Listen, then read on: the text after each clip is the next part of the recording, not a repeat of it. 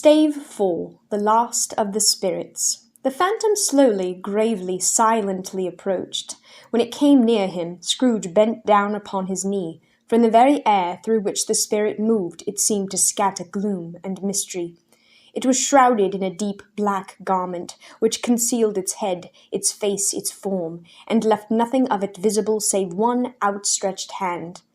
But for this, it would have been difficult to detach its figure from the night and separate it from the darkness by which it was surrounded. He felt that it was tall and stately when it came beside him, and that its mysterious presence filled him with a solemn dread. He knew no more, for the spirit neither spoke nor moved. "I am in the presence of the ghost of Christmas yet to come," said Scrooge. The spirit answered not, but pointed onward with its hand. "You are about to show me shadows of the things that have not yet happened, but will happen in the time before us?" Scrooge pursued. "Is that so, spirit?" The upper portion of the garment was contracted for an instant in its folds, as if the spirit had inclined its head. That was the only answer he received.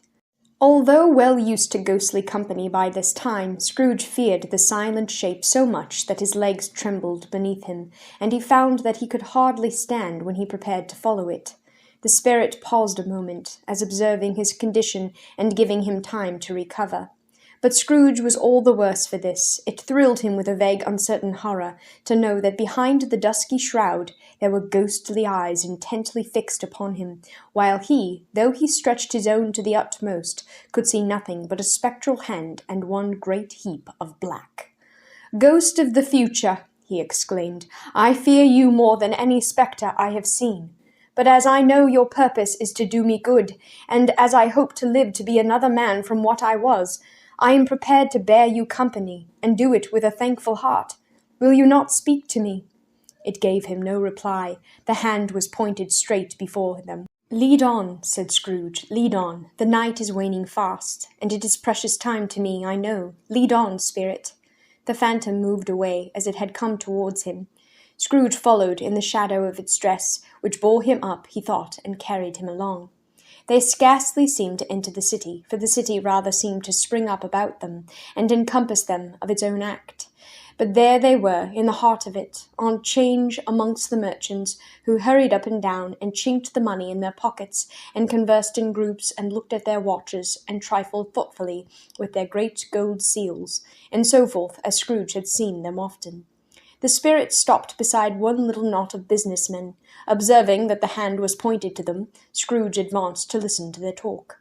"No," said a great fat man with a monstrous chin, "I don't know much about it. Either way, I only know he's dead."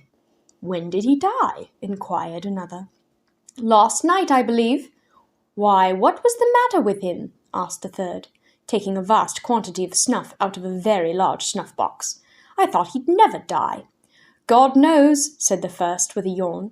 "What has he done with his money?" asked a red-faced gentleman with a pendulous excrescence on the end of his nose that shook like the gills of a turkey-cock.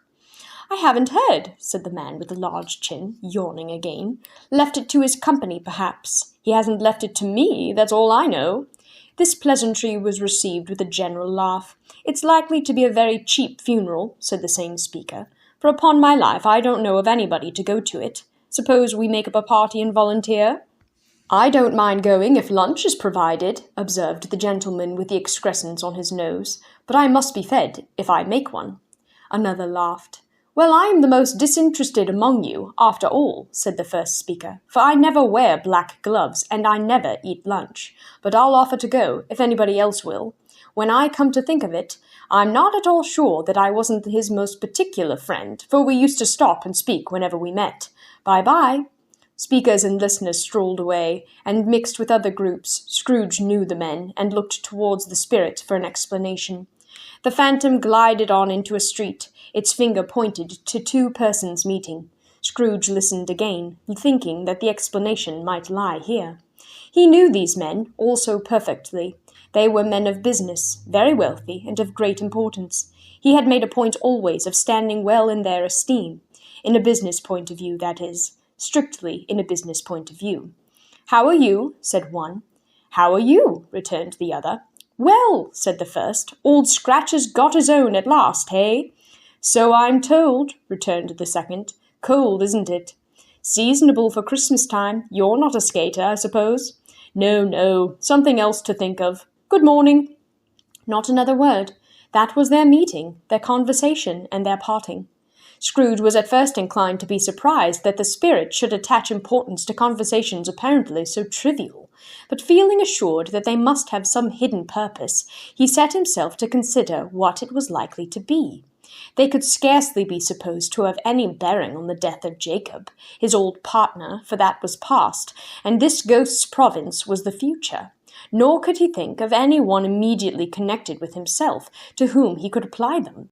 But nothing doubting that to whomsoever they applied that they had some latent moral for his own improvement, he resolved to treasure up every word he heard, and everything he saw, and especially to observe the shadow of himself when it appeared. For he had an expectation that the conduct of his future self would give him the clue he missed, and would render the solution of these riddles easy. He looked about in that very place for his own image, but another man stood in his accustomed corner, and though the clock pointed to his usual time of day for being there, he saw no likeness of himself among the multitudes that poured in through the porch. It gave him little surprise, however, for he had been revolving in his mind a change of life, and thought and hoped he saw his new-born resolutions carried out in this. Quiet and dark beside him stood the phantom, with its outstretched hand. When he roused himself from his thoughtful quest, he fancied from the turn of the hand, and its situation in reference to himself, that the unseen eyes were looking at him keenly. It made him shudder and feel very cold. They left the busy scene and went into an obscure part of the town where Scrooge had never penetrated before, although he recognized its situation and its bad repute. The ways were foul and narrow, the shops and houses wretched, the people half-naked, drunken, slipshod, ugly.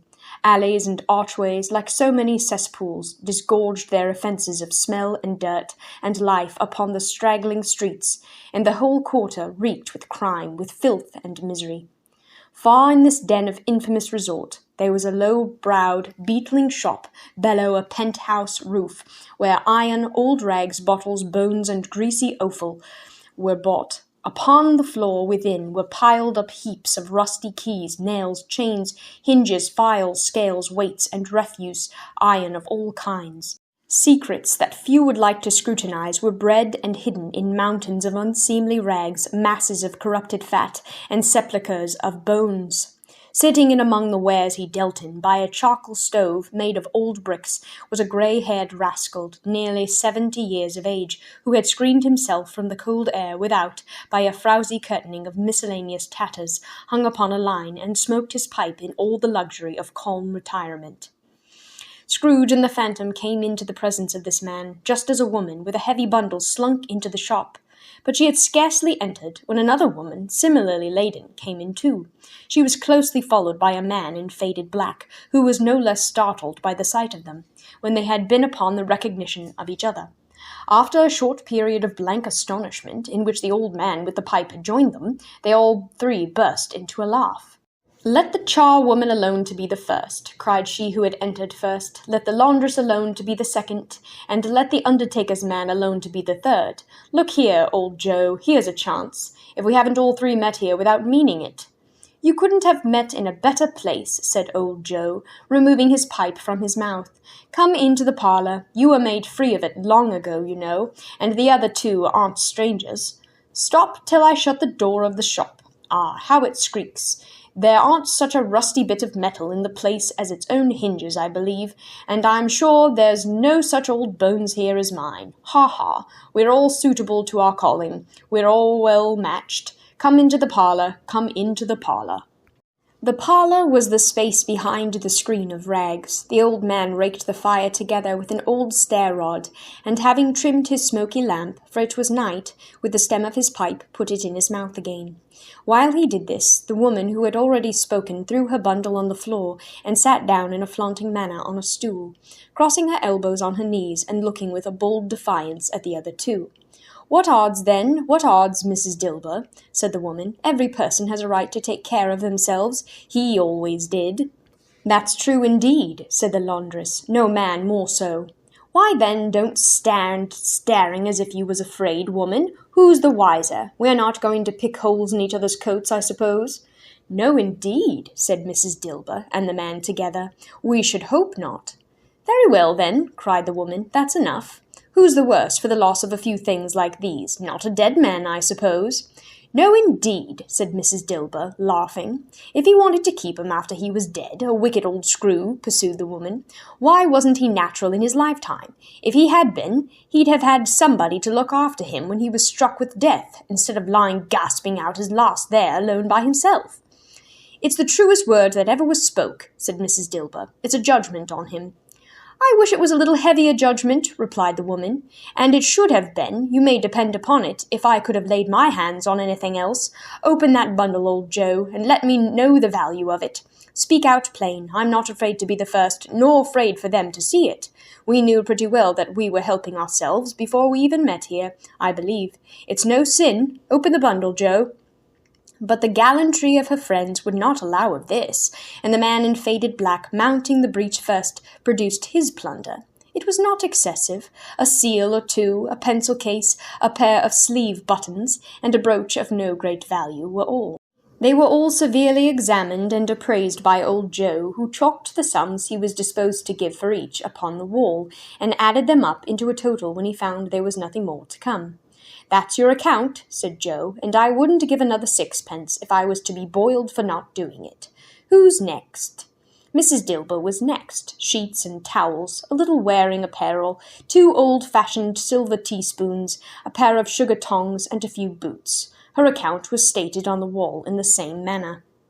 "I always give too much to ladies. It's a weakness of mine, and that's the way I ruin myself," said old Joe. "That's your account. If you asked me for another penny, and made it an open question, I'd repent of being so liberal, and knock off 1/2 crown." "And now undo my bundle, Joe," said the first woman. Joe went down on his knees for the greater convenience of opening it, and having unfastened a great many knots, dragged out a large and heavy roll of some dark stuff. "What do you call this?" said Joe. "Bed curtains." "Ah," returned the woman, laughing and leaning forward on her crossed arms. "Bed curtains." "You don't mean to say you took 'em down, rings and all, with him lying there?" said Joe. "Yes, I do," replied the woman. "Why not?" "You were born to make your fortune," said Joe, "and you'll certainly do it." "I certainly shan't hold my hand, and when I get anything in it, by reaching it out for the sake of such a man as he was, I promise you, Joe," returned the woman coolly. "Don't drop that oil upon the blankets now." "His blankets?" asked Joe. "Whose else's do you think?" replied the woman. "He isn't likely to take cold without them, I dare say." "I hope he didn't die of nothing catching, eh?" said old Joe, stopping in his work and looking up. "Don't you be afraid of that," returned the woman. "I ain't so fond of his company that I'd loiter about him for such things if he did. You may look through that shirt till your eyes ache, but you won't find a hole in it, nor threadbare place. It's the best he had, and a fine one too. They'd have wasted it, if it hadn't been for me." "What do you call wasting of it?" asked old Joe. "Putting it on him to be buried in it, to be sure," replied the woman with a laugh. "Somebody was fool enough to do it, but I took it off again. If calico isn't good enough for such a purpose, it isn't good enough for anything. It's quite as becoming to the body. He can't look uglier than he did in that one." Scrooge listened to this dialogue in horror. As they sat grouped about their spoil in the scanty light afforded by the old man's lamp, he viewed them with a detestation and disgust which could hardly have been greater, though they had been obscene demons, marketing the corpse itself. "Ha, ha," laughed the same woman, when old Joe, producing a flannel bag with money in it, told out their several gains upon the ground. "This is the end of it, you see. He frightened every one away from him when he was alive, to profit us when he was dead. Ha, ha, ha." "Spirit," said Scrooge, shuddering from head to foot. I see. The case of this unhappy man might be my own. My life tends that way now. Merciful heaven, what is this?" He recoiled in terror, for the scene had changed, and now he almost touched a bed, a bare, uncurtained bed, on which, beneath a ragged sheet, there lay a something covered up, which, though it was dumb, announced itself in awful language. The room was very dark, too dark to be observed with any accuracy, though Scrooge glanced round it in obedience to a secret impulse, anxious to know what kind of room it was. A pale light, rising in the outer air, fell straight upon the bed, and on it, plundered and bereft, unwatched, unwept, uncared for, was the body of this man. Scrooge glanced towards the phantom. Its steady hand was pointed to the head. The cover was so carelessly adjusted that the slightest raising of it, the motion of a finger upon Scrooge's part, would have disclosed the face. He thought of it, felt how easy it would be to do, and longed to do it, but had no more power to withdraw the veil than to dismiss the spectre at his side. O cold, cold, rigid, dreadful death, set up thine altar here, and dress it with such terrors as thou hast at thy command. For this is thy dominion. But of the loved, revered, and honoured head thou canst not turn one hair to thy dread purposes, or make one feature odious. It is not that the hand is heavy, and will fall down when released. It is not that the heart and pulse are still, but that the hand was open, generous, and true, the heart brave, warm, and tender, and the pulse a man's. Strike, shadow, strike, and see his good deed springing from the wound to sow the world with life immortal.